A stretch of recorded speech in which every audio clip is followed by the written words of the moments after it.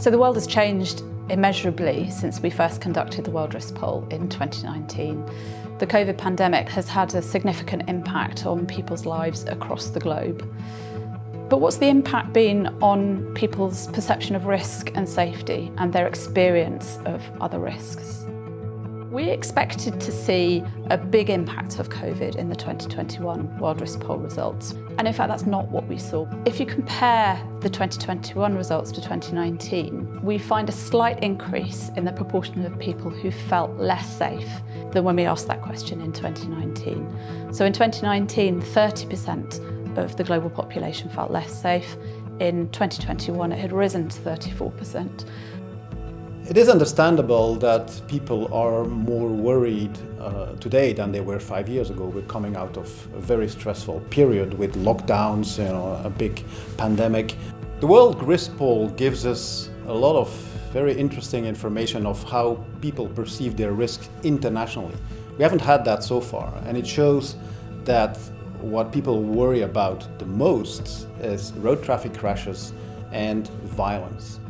So we know from the psychology of risk perception that people aren't just worried about risks that are more likely to happen. They also worry about risks that have very bad consequences. And so that might be why people worry about violence more than they worry about accidents at work, even though accidents at work might be more likely than violent attacks. So compared to 2019, there were two everyday risks that really stood out as having increased significantly across that time.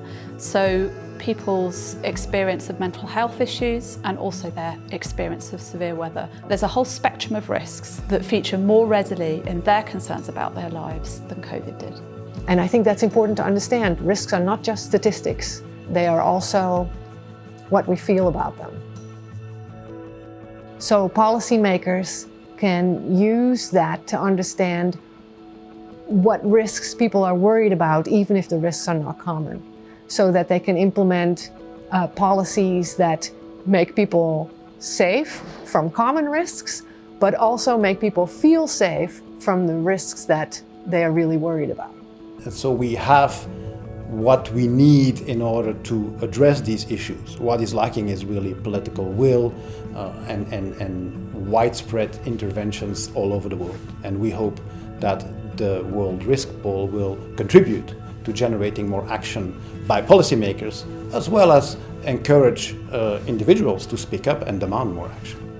And so the call to action for the 2021 data is for researchers, governments, industry, regulators to be aware of the data set and to really think about how they can use it to identify people who are at risk and then to work with those individuals to design interventions that can help them to be safer and to feel safer.